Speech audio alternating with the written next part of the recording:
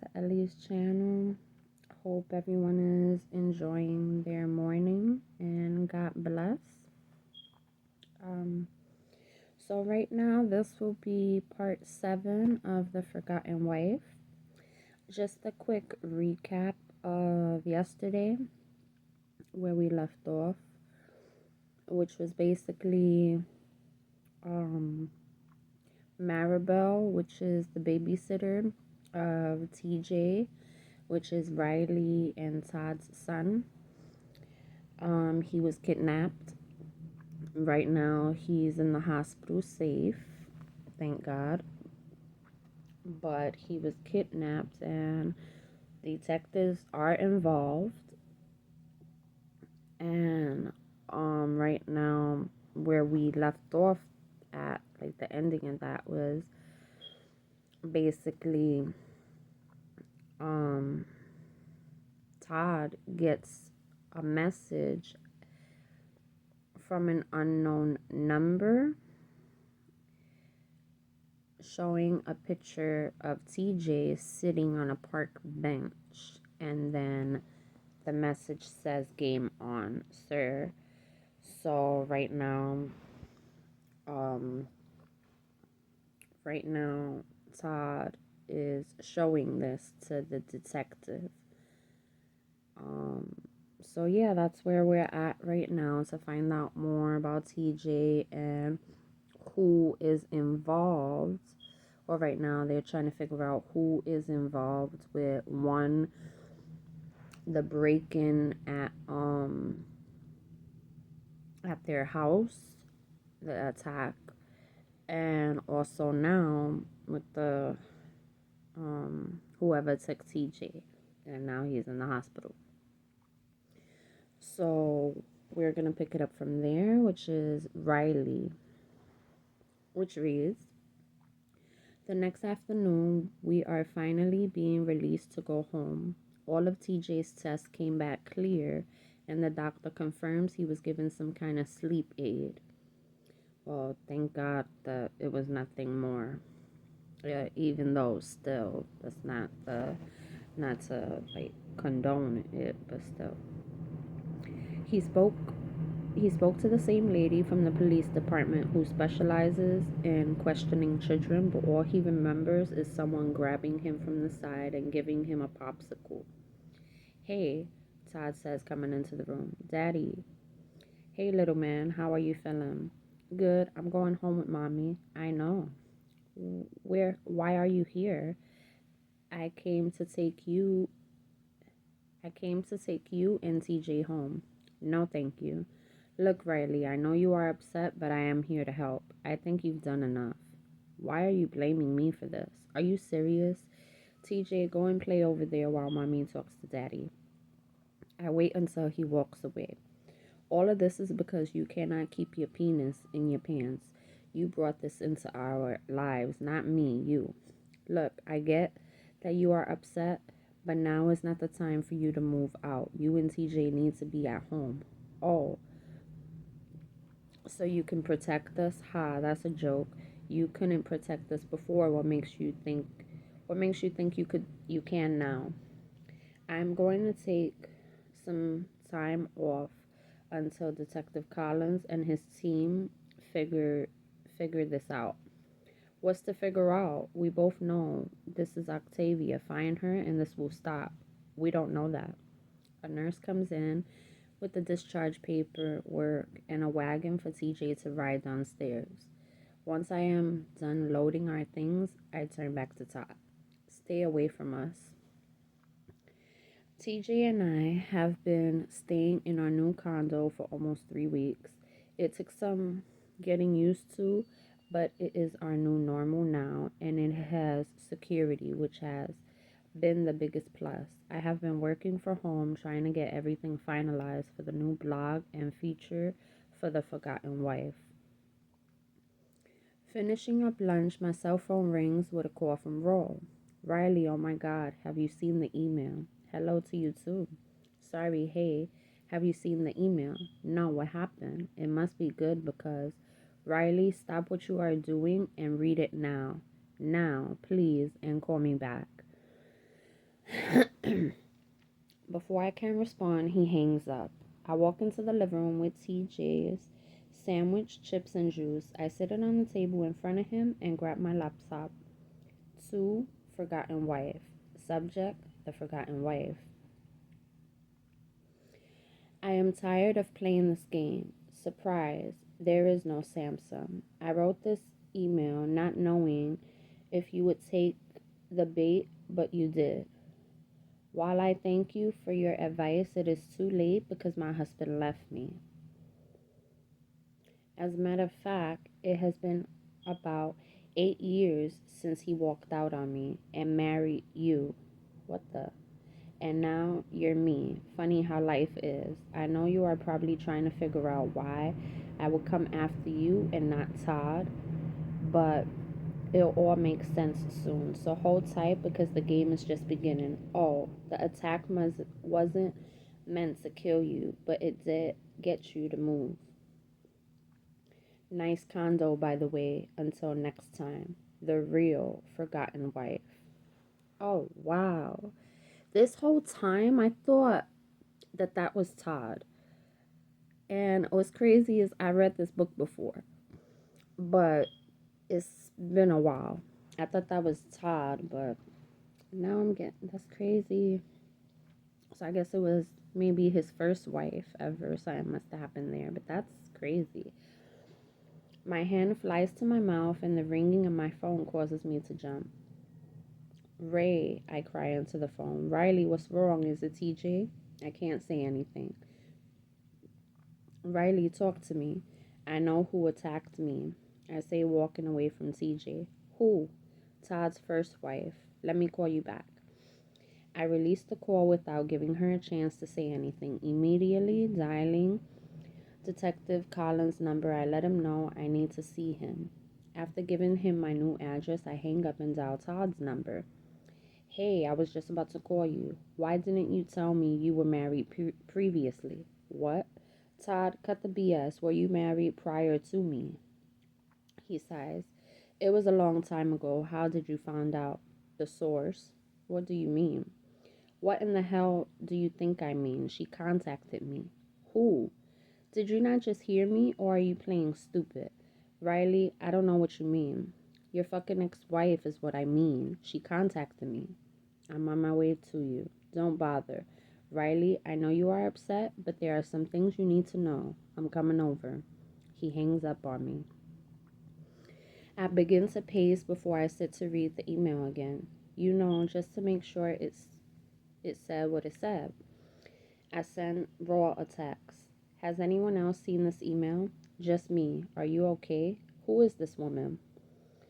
I don't know, but I'm going to find out. In the meantime, I do not want anyone else to see it. To answer your question, I am not okay. What about the feature? Continue to work on it. I don't want anyone to know something is wrong. Is there something wrong? Obviously, but I don't know what. Are you going to respond? I don't know yet. Be careful, Riley. I will. I hit send as the landline phone rings from security. I go to answer it. Miss Patrick, you have a visitor. Who is it? Reagan Haywood. He says as I hear someone else talking in the back, and Detective Collins and Todd Patrick. Send them up. Riley, what is going on? Reagan asks as rushing by me. Ask Todd, she says, causing all of them to turn to me. TJ, TJ, baby, come and let mommy put a movie on for you. Riley doesn't give him a chance to even speak to me. I walk back into the living and immediately begin talking. I got an email from someone claiming to be Todd's wife. She asserts to being behind the attack. The email said it wasn't to kill me, but to get me to move.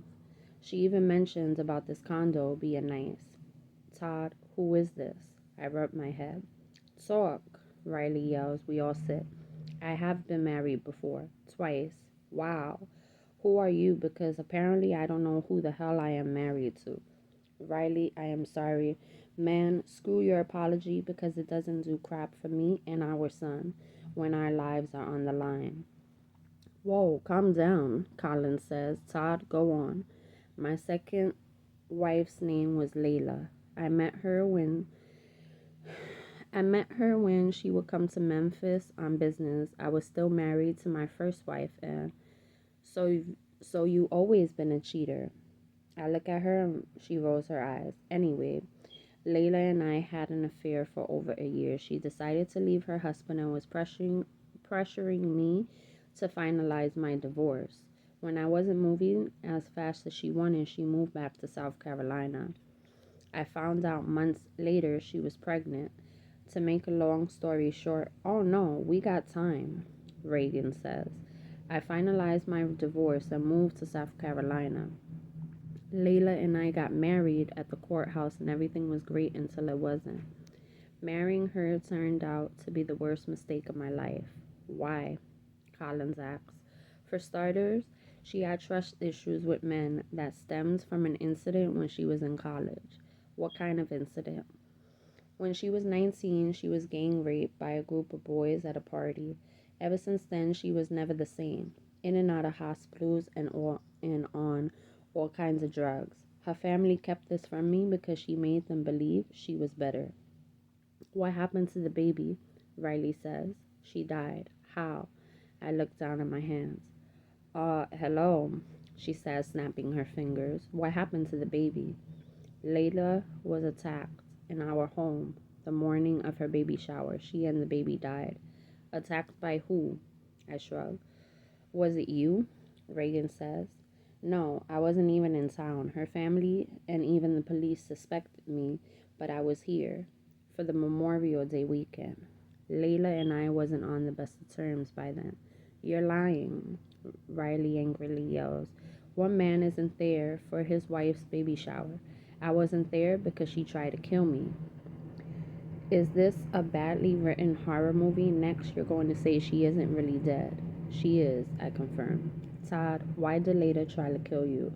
She thought I was cheating. Were you?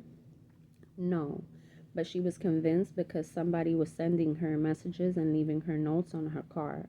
She was so paranoid, I guess it got to be too much because one night I woke up to our bedroom being on fire. Riley laughs. Negro, are you telling me she pulled a burning bed on you? This has got to be the funniest stuff I have heard in a long time. She gets up and begins pacing. Let me get this straight. Your wife and child are murdered. You are a suspect, but it is never proven. And you pack up and move back to Memphis like she never existed. I didn't have a reason to stay there. And you didn't think my sister deserved to know this? It was part of my past. I haven't heard from or seen any of Layla's family since the night of her funeral. I didn't have a reason to. Someone seems to think otherwise. Riley. The air gets caught in my throat and I begin coughing. Riley, are you okay? Breathe. Reagan demands, patting me on the back. What water? I get out. Todd jumps up and runs into the kitchen, returning with a bottle of water. After a few sips, I regain my composure and wipe the tears that are falling. I turn to Todd. If Layla is really dead, who is stalking me? I don't know. You don't know, I repeat. Let me get away from you before I knock your ass out. Todd, can you think of anyone else who can be doing this? Detective Collins asks. It has to be someone who knew the intric, intri, intricate, intricate details of your relationship with Layla. Did you see the body? Reagan asks. No, the coroner advised against it. That's bullshit. You were her husband. You could have seen her if you wanted to. You're lying. I'm telling the truth. So so there is a possibility she's not dead. Why would she fake her own death? She was your wife, so you tell us. Todd, what is Layla's date of birth? Collins requests. January 12, 1976. Detective Collins walks out into the hall. Riley? No, Todd, you can't explain your way out of this. Your dead psycho ex-wife or someone pretending to be her is trying to kill me. Why? I wish I could answer that, but I don't know why any of this is happening. Riley, you have to know it was never my intent to hurt you. Spare me, I tell him. Since you don't know what's going on, I'll find out. What do you mean? I'm going to respond to the email. No, Riley, you cannot do that. Who is going to stop me? I walk over to my computer, but Detective Collins walks in. I have my partner pulling the information on Riley Patrick. Once I have more, I'll be in touch. When he leaves, I turn back to Reagan and Todd looking at me. I push past them to the computer. Riley, you cannot respond. You don't know who it is, Ray says. That's even more reason, Sue. 2. Dead ex-wife. Subject, the forgotten wife. So she's gonna respond. Until God has added Wi-Fi to the afterlife, you are not Todd's ex-wife, so cut the bullshit. You have gone through all this trouble of pretending to be a husband who loves his wife, but we know this isn't the case. Now you're a dead ex-wife, which isn't true either. So what is it? Did my husband sleep with you, promising you the world and didn't deliver? Did he make you assurances while pillow talking after sex and broke your heart? What? Tell me, killer, why is this my fault? Hell, if if this is about Todd, beat his ass and leave me alone. However, if you insist on coming after me, show yourself and stop hiding behind a computer, because I will no longer live in fear of you. Whoever in the hell you are, if you want to play, let's play. Sign, still a forgotten wife. Wow. Detective Hunter Collins. Good afternoon. Are you Kayla Gilmore? I am. Who's asking? My name is Detective Hunter Collins with the Memphis Police Department. Do you mind if I come in and speak with you? Memphis? What are you doing in South Carolina? I wanted to ask some questions about your sister Layla. Layla? Yes, ma'am. Come in, she says, stepping back to let me through the door. Can I get you something to drink? No, thank you. Okay, so what can I do for you, detective? We have reason to believe someone pretending to be your sister is stalking Todd and his wife. Or are my assumptions right and your sister isn't dead? She laughs. You know what they say about assumptions, detective. Yes, but tell me I am wrong. Let's say, hypothetically, my sister is alive. What makes you think she is the one who doing whatever it is to Todd? This email. I hand her a copy. Wow, she says after reading and handing it back to me. Sir, this is crazy, but I don't care what it says. It isn't my sister. She is dead and has been for over 7 years. Do you know why someone would pretend to be your sister and attack her ex-husband's wife? I don't know about his wife, but I know Todd deserves whatever he gets. Why would you say that? Look, detective, Todd is no saint. I don't know what he told you, but he made my sister's life a living hell. I don't understand. He said it was the other way around, and your sister was the one who had issues. Todd has a way with the truth. Let me show you something. She gets up and goes into a room. After a few minutes, she comes out with 2 pictures. Detective, this is a picture of my sister prior to meeting Todd, and here she is afterwards. What happened to her? Todd happened. I know Todd is living in Memphis with a new wife and son. He owns 2 restaurants and appears to be upstanding citizen, but he is anything but. Go on. My sister met Todd about 9 years ago when she went to Memphis on business. She worked for a pharmaceutical company and she traveled a lot. She and Todd started an affair. She would see him the times she was in Memphis and he would come here. He told us the same thing. Anyway, their affair went on for about a year before my sister became pregnant. She had left her husband by then, so it was no question whose baby she was carrying. Once there was a baby involved, she did not want to do the back and forth, so she tried to break things off with Todd. Why? He told her he didn't want a baby, and she found out he was still married. He said he was going through a divorce. When Leda was 4 or 5 months pregnant, Todd showed up on her doorstep with papers saying he finally divorced his wife. Did your sister believe him? Of course, because she was in love with him. So when he said he was divorced, she agreed to marry him. They went to the courthouse 2 weeks later. What happened then? Everything was going great. My sister was happy to be married and having a little girl. Then Todd's real wife showed up. Real wife. There was never a divorce. I think my sister knew because somebody was sending her messages and leaving notes on her car, but she believed Todd. What happened to the first wife? After finding out about my sister, she went back to Memphis and divorced Todd for real and never looked back. And Todd stayed here with your sister? She nods. Against our advice and pleas to leave him, she stayed. So we shut up and began planning her baby shower.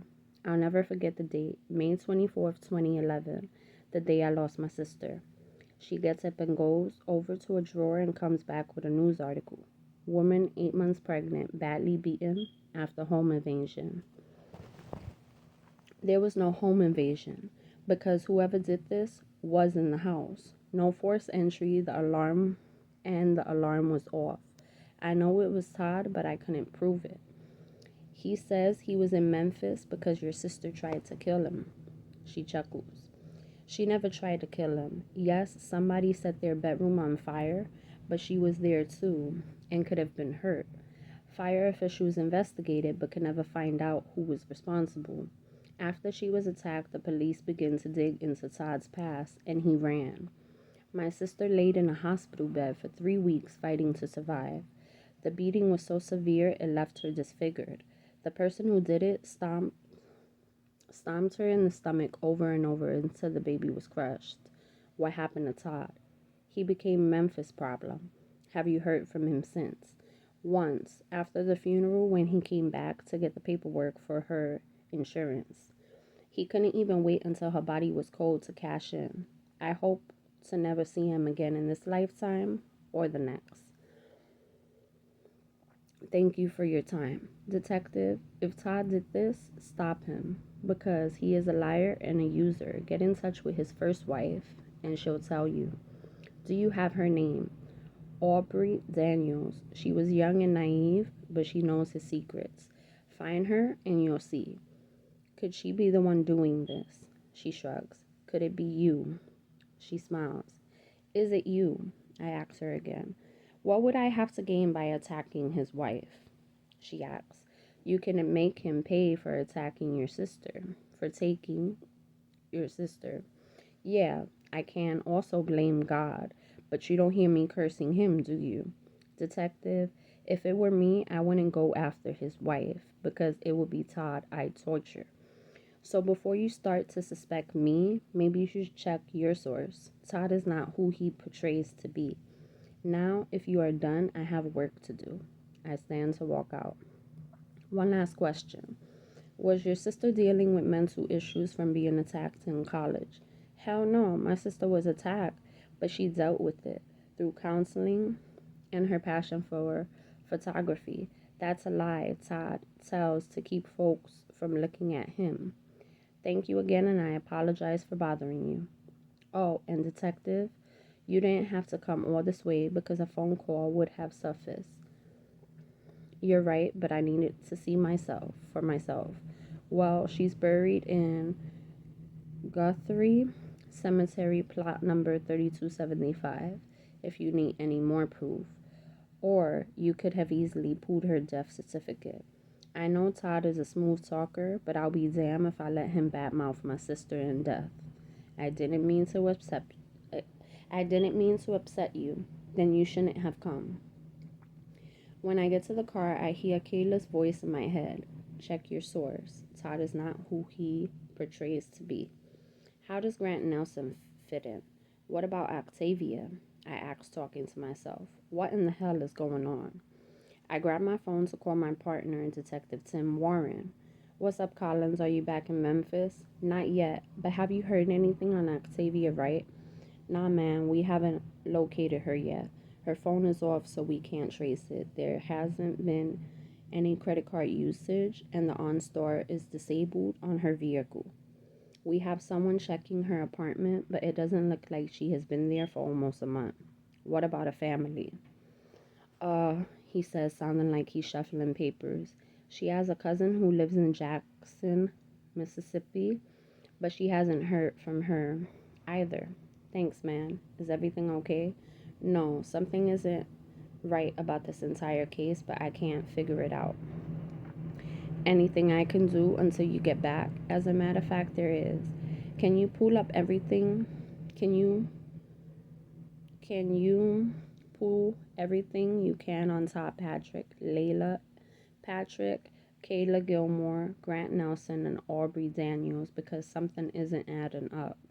Will do. Thanks. I'll be in touch when I touch down. I'll be in when I touch down. Wow. So we're gonna leave it right there. And I'll be back later on to do part 8 of this book. It looks like we're almost towards the end. Not necessarily, but like almost like halfway. We're at 70% of the book already. And so far, it looks like the detective is trying to find out who's involved with this case because something is just not adding up. So please don't forget to like, share, and subscribe. Comment down below. And until next time, I'll see you guys. Bye.